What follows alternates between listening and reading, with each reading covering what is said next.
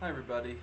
Sorry about the lighting. It's later in the evening, so I've got this nice blue light coming off of the screen, but that's not what's important, right? It's my wisdom. Just kidding. Okay, so I'm looking at the list of questions, and I'll just go down the list and share what comes to mind for each of them. First question is, can you share a pie chart of how you allocate your time on a weekly basis? If you were to create one for your advisee, what would that look like?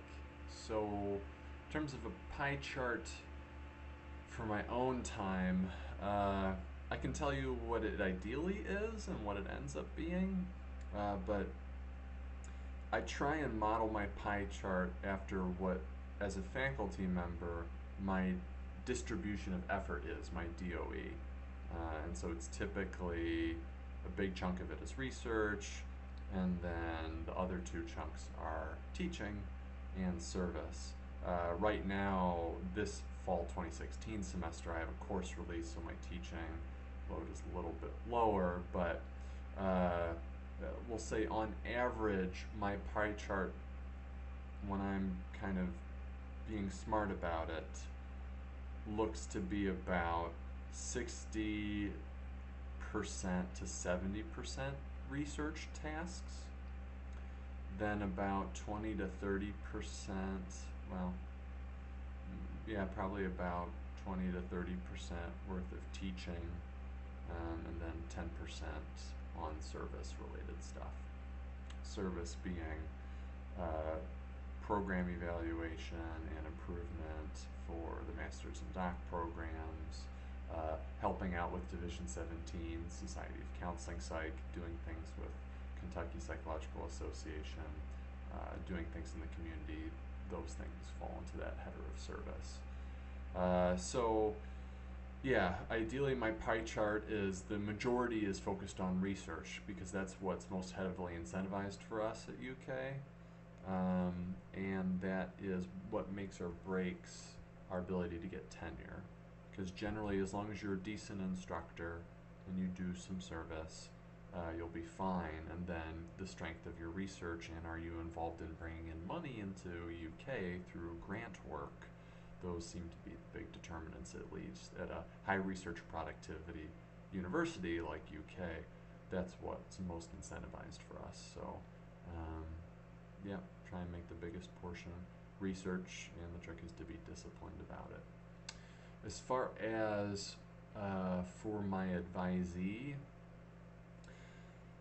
uh, on one hand, it is important.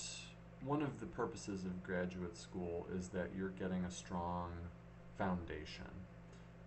So the stuff you're learning in your classes, especially the things that are directly related to whatever you'll be doing in your future career, this is the time to learn that stuff. And life will be difficult if you don't have a solid grasp of those fundamentals.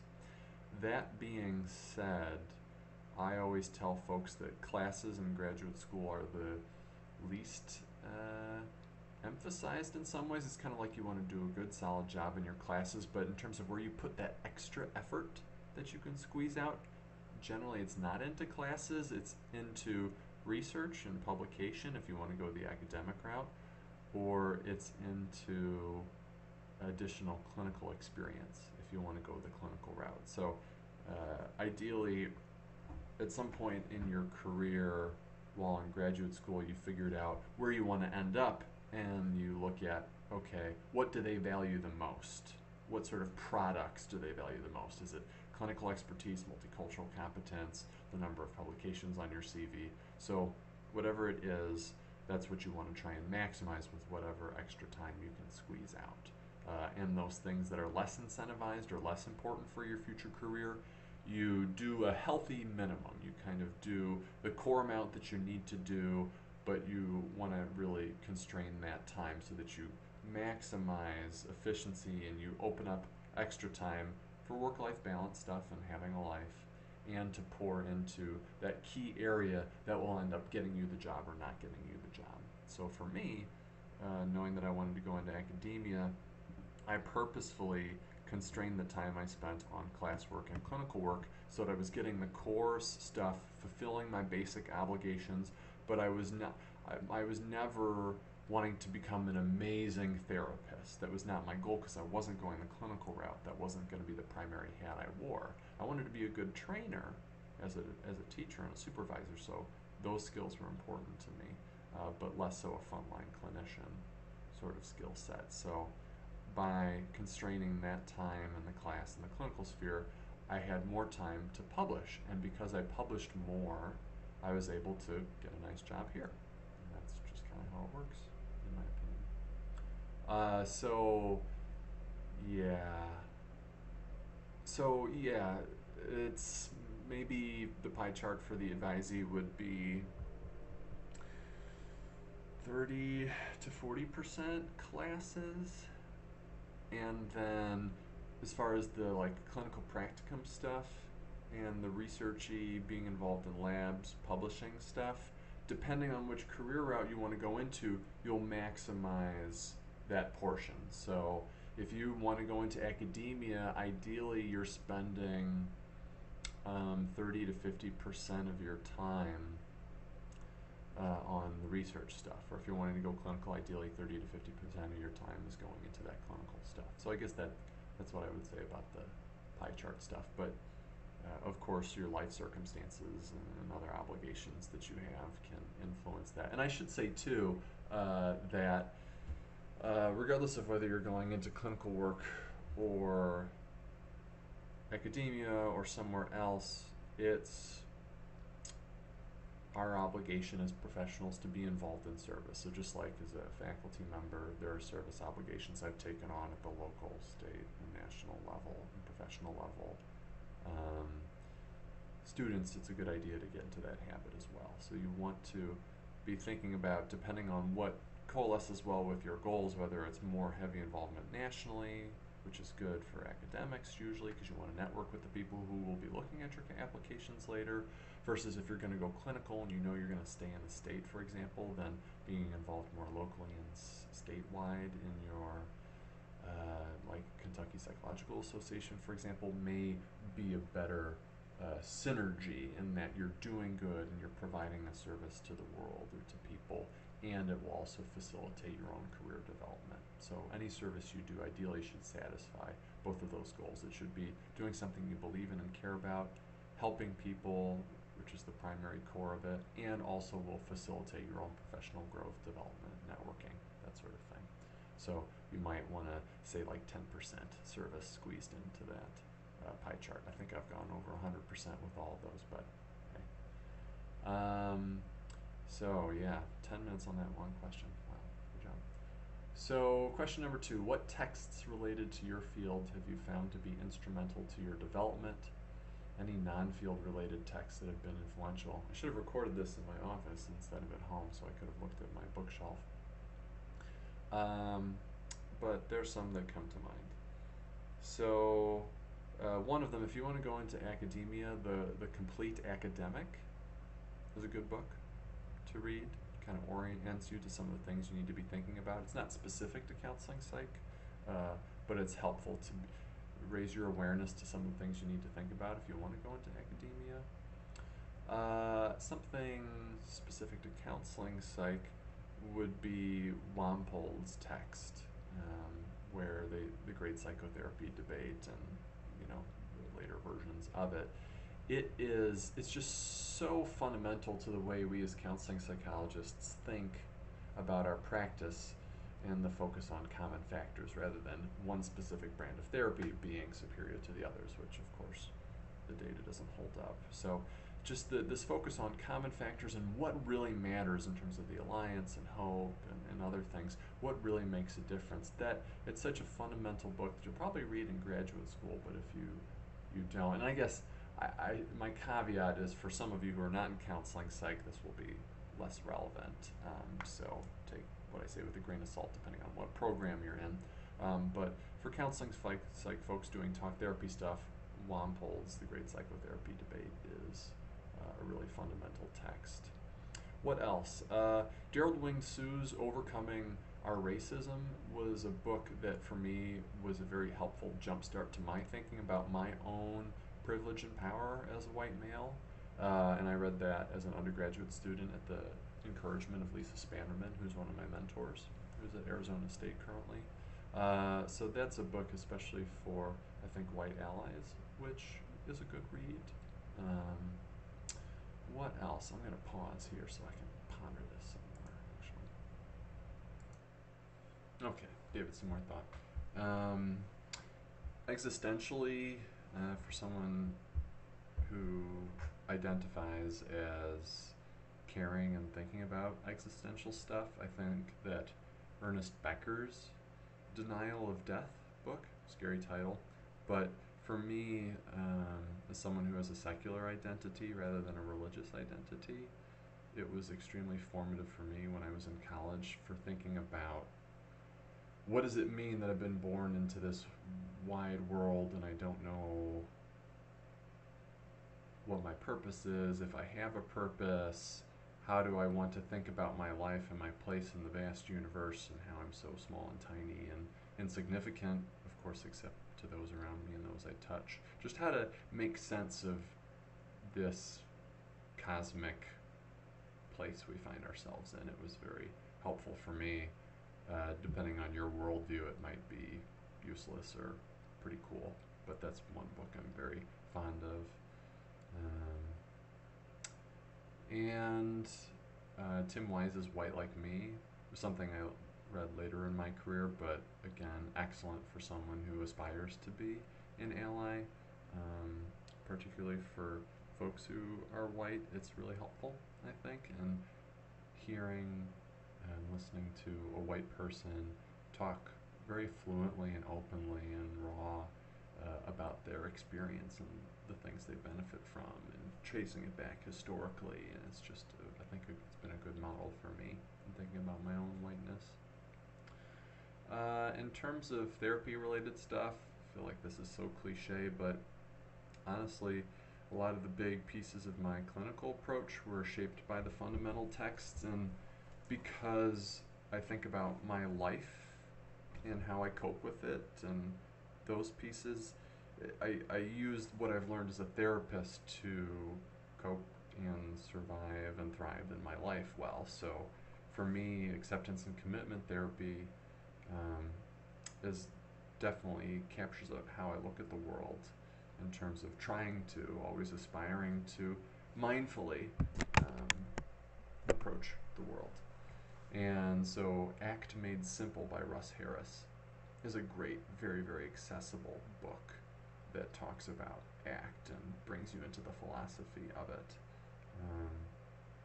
There's tons of other books, but that's just one I like.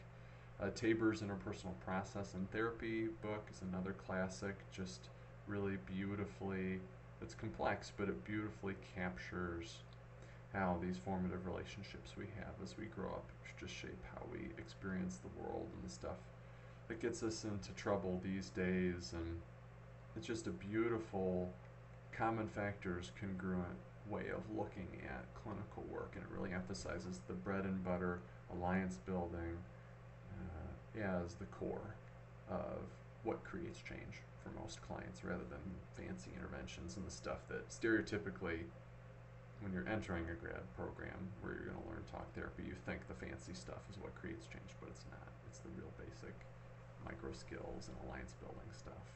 And Tabor really honors that. And then Greenberg's Working with Emotions in Psychotherapy.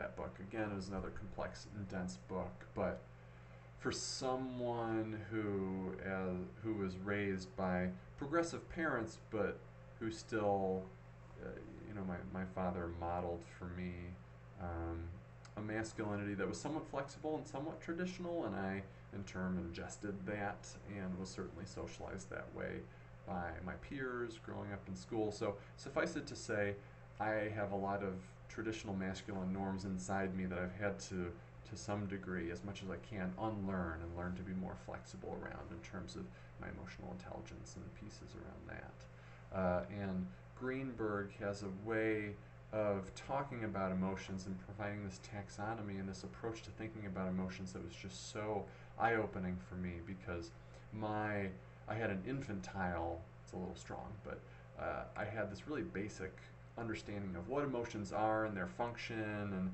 how they're delineated and how do you how do you make sense of them in life, and how do you work with them in therapy? And it just opens up this really next tier level of thinking about emotions in this systematic way. It's just really enlivening to take a subject you think you know personally and give it so much more depth and understanding. It's really cool. And even for somebody who's not a clinician, if you can plow your way and work with some of the ambiguity that's there, it's still a pretty cool read. Though there's probably lay books that are better capture that.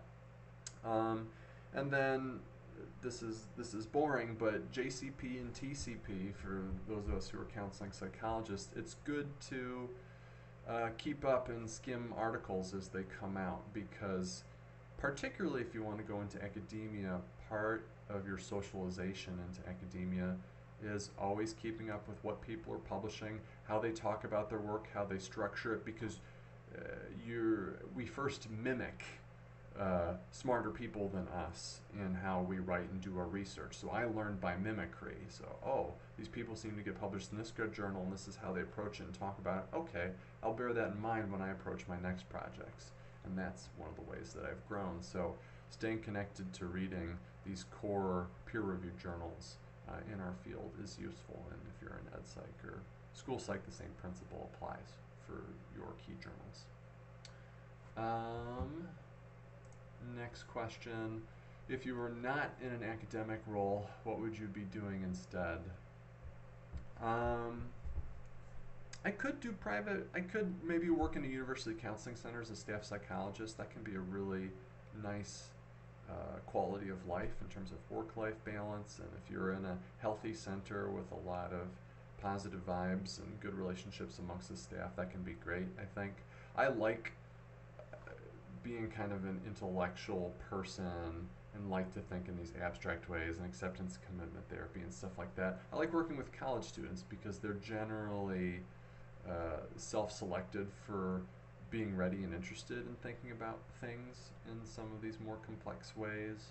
And so working with that population is really cool, especially when you get into some of the existential and identity development pieces of that. Really makes me think about my own growth, and just being able to help someone in those formative years is really appealing to me. But that's just me. So staff psychologist at a counseling center could be cool, or a career exploration coach, because I did a fair bit of that at Iowa State, and I think I could probably create like my own private practice around helping people find their vocational passions. Yeah, so it would probably be something closely related to what I learned in my training, something psychology related. Yeah. Who was your mentors, and what were the benefits and shortcomings of that relationship? Good question. You want to have a bunch of mentors, obviously. You want to create a stable of mentors if you can, and hopefully your different developmental needs and contexts, you have a mentor in each domain, because no one person is going to know everything that you need to be able to learn in each of these areas. So, for example, when I was an undergrad, I sought out mentorship from folks in my counseling center paraprofessional program because they knew things about therapy in the university counseling center setting.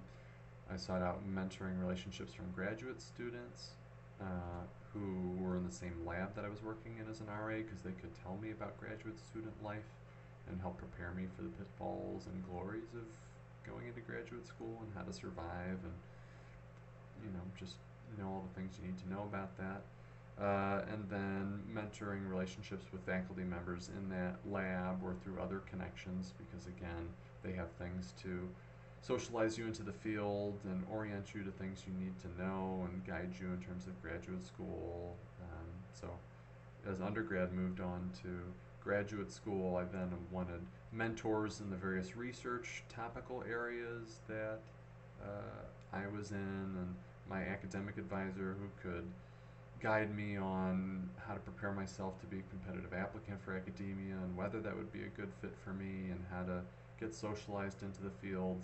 Mentors with the Society of Counseling Psych who helped me learn about the organization and being in the field and where I can make my contribution.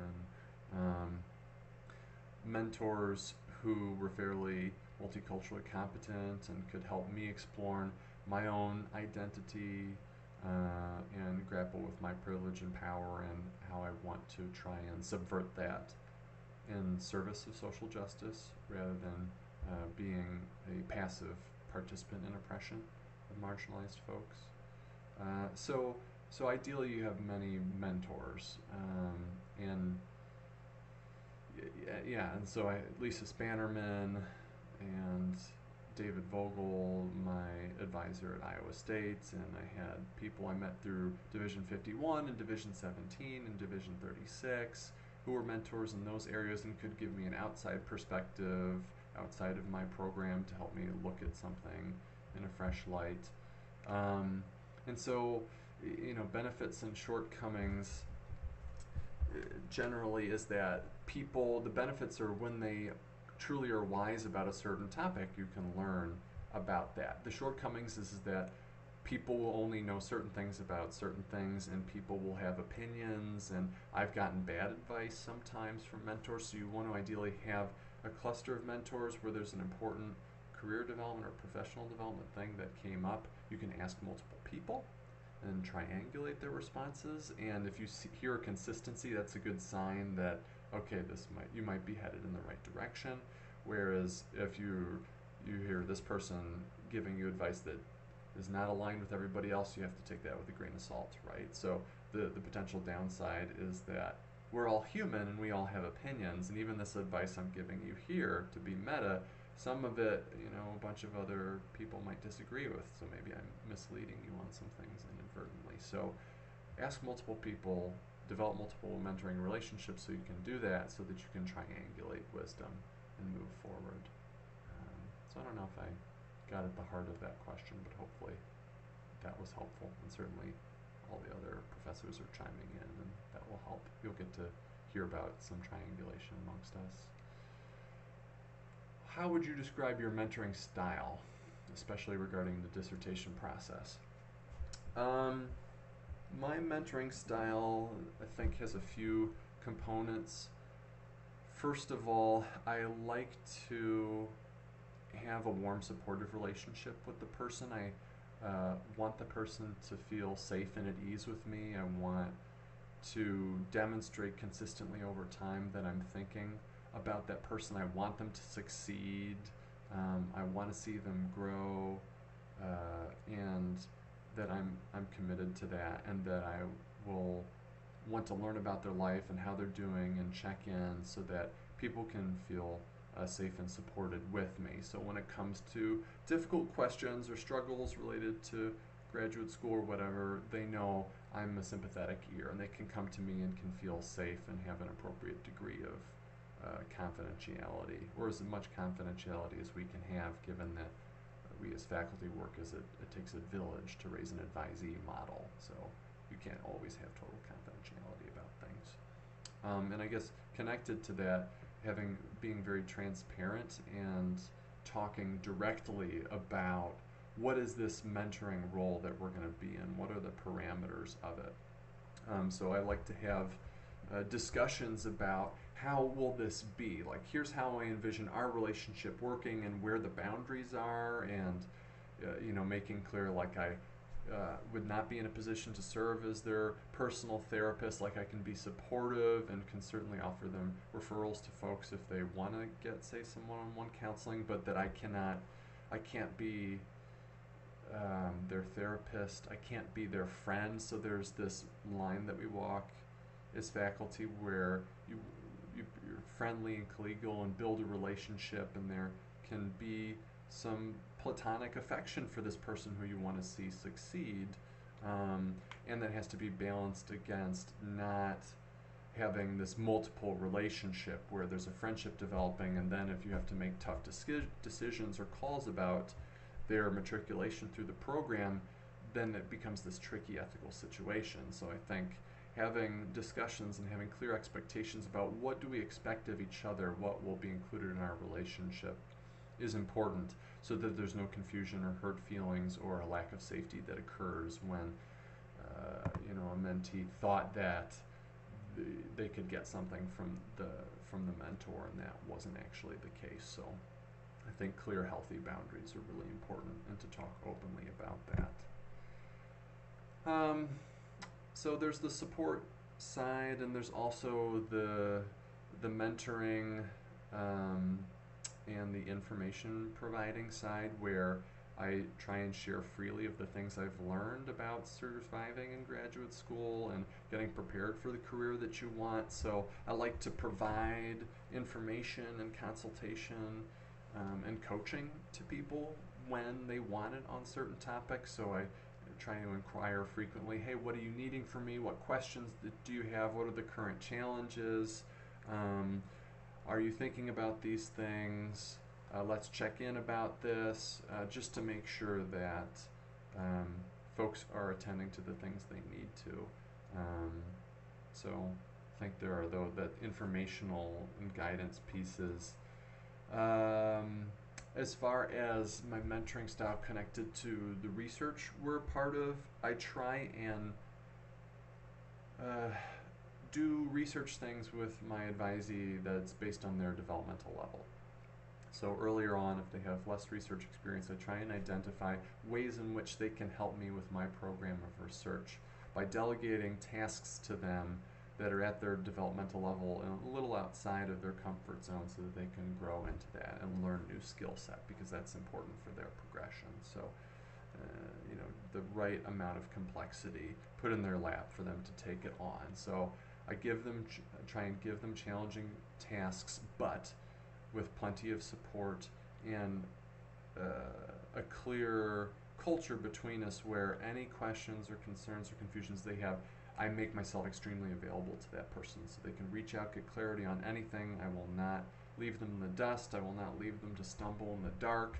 I expect a degree of autonomy and self-sufficiently, but that's balanced with, when you have a question that I can easily answer, seek me out so that I can clarify that for you, because I can remember times when I was stuck trying to figure out a research design or statistical thing, and I dumped so many hours into it over this Thanksgiving break in preparation for submitting an APA proposal. It was such a colossal waste of my time when I could have just sat down with a mentor for an hour and figured it out. It was just so inefficient. So I try and make sure that what I ask of my students, they're developmentally ready to do. It'll be challenging, but I'll give them whatever support they need to accomplish that. And then they've learned that new skill set, and we can get more complex over time. So related to this, they helped me more with my research earlier on, and I like to transition them to taking the lead more on their research, because particularly for the dissertation, that's what you need to do. The student is in the driver's seat, and certainly if you want to go into academia, you need to be first author on some stuff before you're graduating. You need to be driving the ship on that, with me supporting you in that role. So ideally, as the years go on, they're learning enough of these fundamental skills that they've started to kind of internalize these ways of thinking about research and publication, that I'm able to take more and more of a backseat role and provide more support and clarification, increasingly on the more complex pieces, because at this point they've learned some of the basics and can do a lot of the work on their own. So that's that transition over the course of the program is what's ideal. And with dissertation, hopefully at the dissertation point, the student who has been working with me has enough basic competence in most of the areas that I'm primarily serving as consultant. And so what are the steps of the dissertation? Well, you need to know you need to have read in an area enough and have some ideas about it that you can pose a research question, a general research question, enough that you can say, okay, I think I want to look at kind of this basic question. I need to go find literature relevant to this so I can read up to see exactly what do we know related to this issue or question, and what don't we know, what gaps might I fill. And so will provide support to that student in terms of helping them clarify their general question, help steer them and giving them strategies for how to look up the appropriate literature that I'm familiar with, or they can get through PsycInfo or Google Scholar, so that they can get appropriate PDFs and start to read and start to take notes on, okay, what have we seemed to learn about this topic and what's been studied and what hasn't.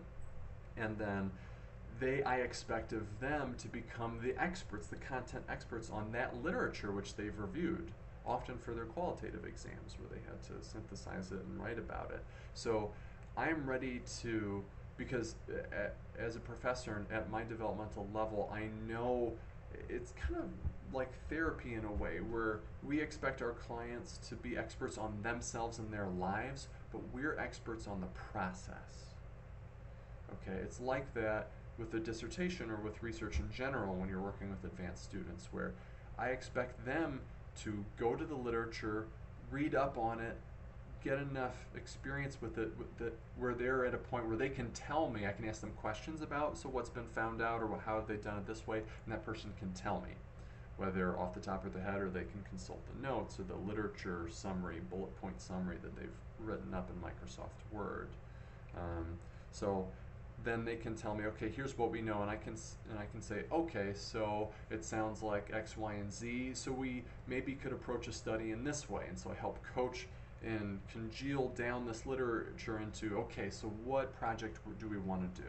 And then help guide them in terms of, okay, what measures would we use, what approach would we use? And whenever there's a question which neither of us know and it requires someone going to the literature and reading up on that and then coming back so we can discuss it, that's the student's job, because they're the first author. They're in the driver's seat. I am the consultant. I'm the process expert.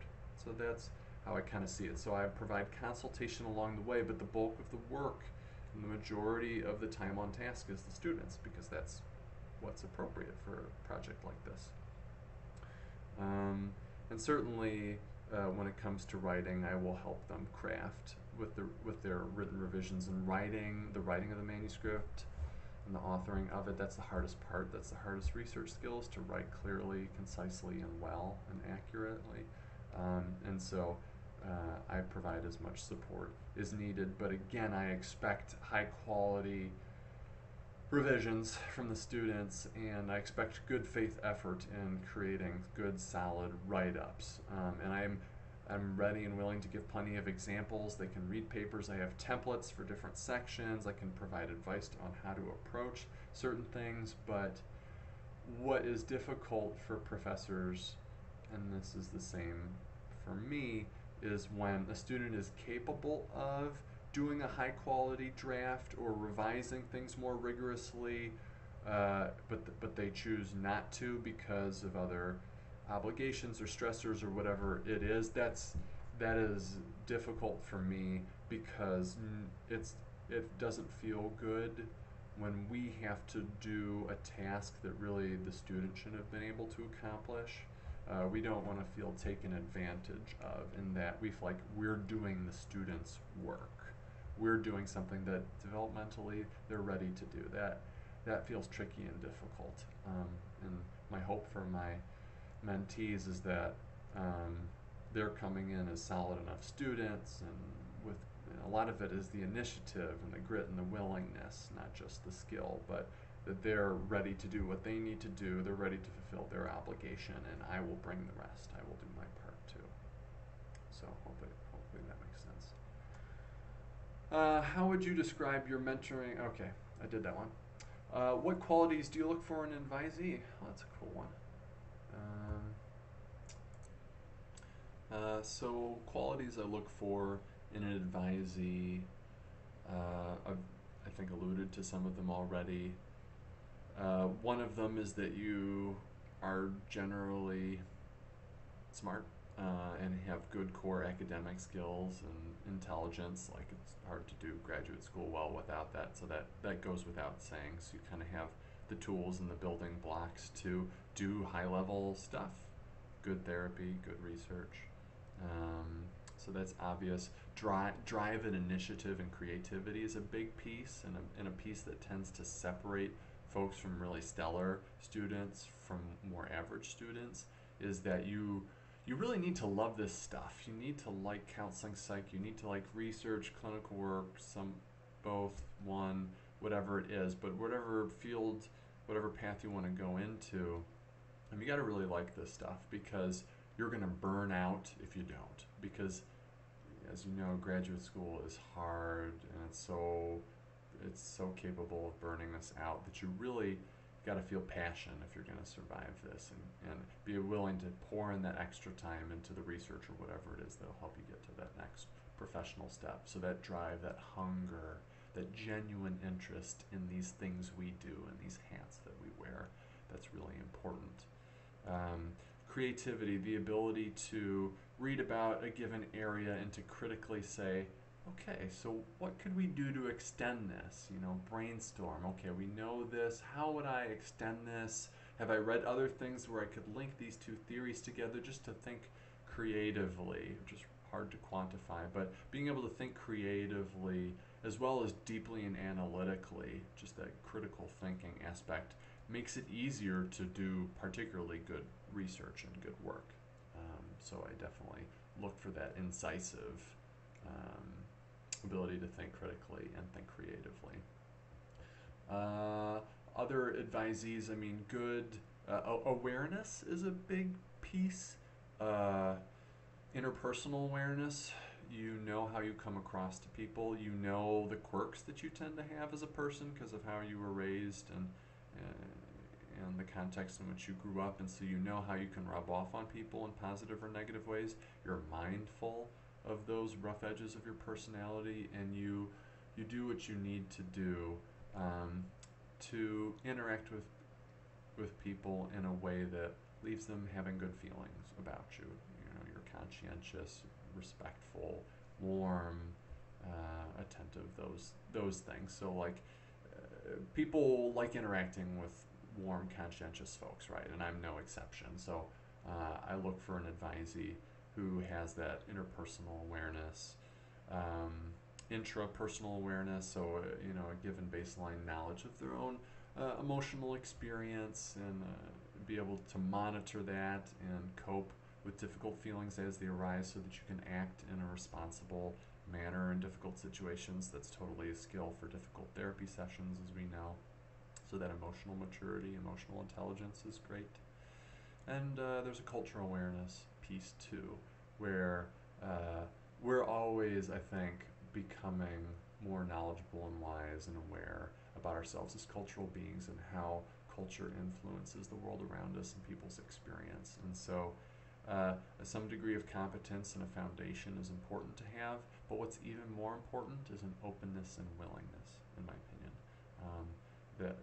The knowledge that you don't know as much as you need to learn more, and you want to learn more. So willing to look at yourself and explore yourself as a cultural being, become familiar with the ways in which you are marginalized and the ways in which you hold power and privilege and what that looks like, and a commitment to using whatever degree of power you do have to make the world a better place by addressing inequalities when you see them, using your voice and whatever privilege you have to stand up and speak out against things and use that to create change, because I believe that's our moral and ethical obligation, is to do our part, whatever that is, even if it's really small, even if you don't feel like you're an expert, which, you know, I'm not certainly an expert in many ways when it comes to multicultural competence, but I've learned a fair bit about myself and what my whiteness means to me and what it means for how people perceive me, and I feel comfortable speaking to that with people, and as well as my masculinity and my upper middle socioeconomic status and those pieces. To be able to own that and speak to those things, I think, is really important. So I look in an advisee a person who wants to learn more about themselves and is willing to sit with some of the discomfort that comes with that process, because it is uncomfortable. Yeah. Any other qualities I look for? I think those are some of the big pieces. That's good enough. Although you have chosen to work at an R1 school as a tenure track professor, do you have any advice for those of us that might be considering another avenue, courses to take, certifications, research to participate in? I like the idea of being marketable to both academia and other educational support fields, and would love some advice in pursuing this less obvious direction. Great, good, yeah, great question. So yeah, what are some of those other areas? If it is a lot of areas, I mean, one of the big skills we have is we're good active listeners. we're great at conflict resolution. Our awareness and our ability to manage and work with people and make them feel heard and understood, and to be good leaders because of that. We have a skill set where we can do things in organizational development or group dynamics or other things where our interpersonal skills are wonderful to have because we know how to manage and facilitate the growth and conscientiousness of people.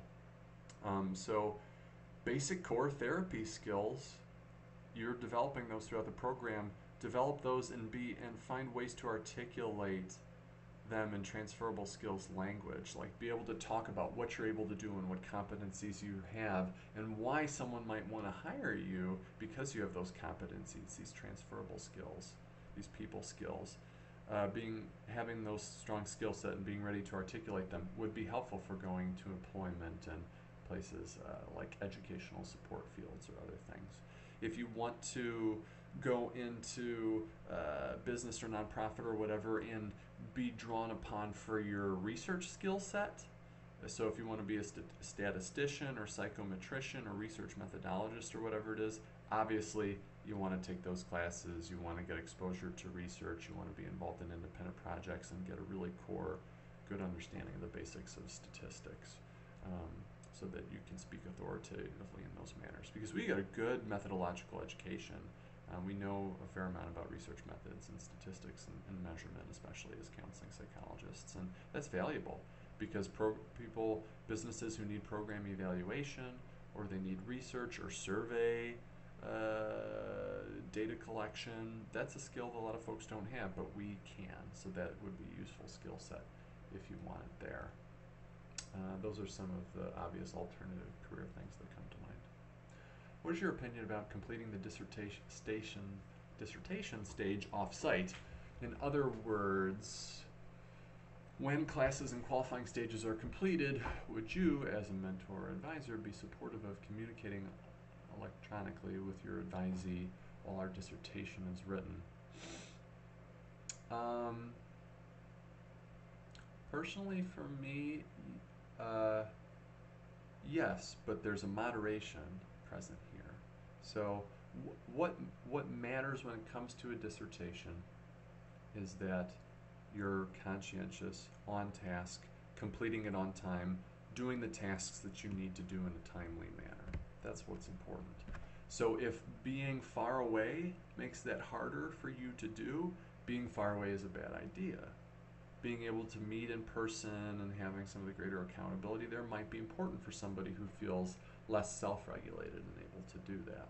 So for me personally, I mean, we've got Skype. I'm recording this on a video right now. I mean, it's super easy. I mean, I collaborate with people all over the world, I guess, at this point, just fine because the technology is there. So I'm open to it. What matters, it doesn't really matter whether you're here or there. What matters is will you follow through on your obligations. If you will, you can be in Singapore. It doesn't matter to me personally.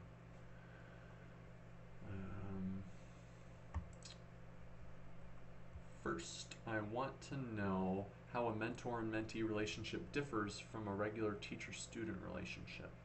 Yeah, that's a good question. I gotta hydrate. Feeling raspy. Teacher-student relationship is focused on the course, and it's typically chunked into that course and the content being covered. And you might, of course, sustain a relationship with that person who was your instructor beyond that time. But there's a greater intensity with a major professor, with an advisor, in that. At least speaking for myself, I won't speak for other people, but for me in my major professor role, I'm just that much more emotionally invested and professionally invested in your success, because you, it's cheeky, but I do think of it in terms of like a family, and that I think about my academic father, David Vogel, and my academic grandfather, Marty Haseker, and there's a sense of meaning and there's a sense of generativity that comes from that, and that I felt invested in by David. I felt like his son in a platonic professional way, but I really felt like he was paying it forward. You know, he was selflessly facilitating my own growth. And that selflessness is a great thing, and that's something I try and do, because mentoring mentees is certainly rewarding and it feels good, but in terms of, like, if I wanted to be the most productive person possible, I'd do a lot more stuff solo, because it takes effort and takes time to nurture and train um, a student into the task. It's much easier for me to collaborate with other professors who know all the stuff already and are able to be delegated a thing, and they're like, yeah, no problem, I'll do it. I know how to do it. It takes more work to teach somebody and to sit down with an advisee and walk them through. And something else I didn't mention, I guess, in response to other questions, but that bears mentioning, is that one of the things I like to do is I like to get in the room, sit down with my mentor, and when we're talking about a research project, I like to show them things. I like to record videos like this where I walk through what I'm doing, how I'm analyzing data, how I'm constructing a survey, whatever it is. I'm trying to externalize my internal thought process and help them see how I approach all these different tasks related to research, related to professional development. I try and bequeath to them my strategy, my framework for how to think about things and how to approach things that has seemed to work well for me, because I want to give that to them so they can internalize that voice and that sensibility and use it to their own advantage. So I like that, sitting down, showing one-on-one how to do things. And I like recording videos of doing that so that it's very efficient, that I can make that resource available to multiple advisees, and I don't have to sit down with one person and teach them how to do X, and then the next year teach my new advisee how to do X, when I can record myself walking somebody through it once, and people can watch that at their own leisure, and it's there, and it saves everybody time. And advanced doc students can train younger doc students in some of the things that the advanced students know, because the best way to learn and really have something is to teach it. You know, when I go to teach a course, you really got to learn that pat, because people are going to have questions and you have to present it in a very comprehensive manner. So teaching is a great way to grow, and so I look for opportunities for my advanced students to help train and mentor the younger students in the things that they know, which helps save me time and helps me focus on the most complex portions of our lab's projects, and it's just a good symbiotic system. But bringing it back, it's just a more intense relationship where there's a greater investment and much more coaching, and it's coaching not just on the content of the class but on professional development and how to get the next job. That's how I would draw the distinction. And then number 2, I want to hear about what is most critical quality in either a mentor or mentee for a successful and productive relationship. I think I did cover that above. So it appears I've covered everything, and I've talked y'all's ears off. It's about 50 minutes in. Okay, well, I hope this was helpful. Hopefully not too boring, just being in a video. I love teaching and training students. I love mentoring. So if you have further questions or follow-up stuff from what I've shared in this video, I hope you find me approachable, and you're always welcome to email me and set up a time to chat. I love working with students and helping them grow in our program, and I would be happy to. So, yeah, good luck.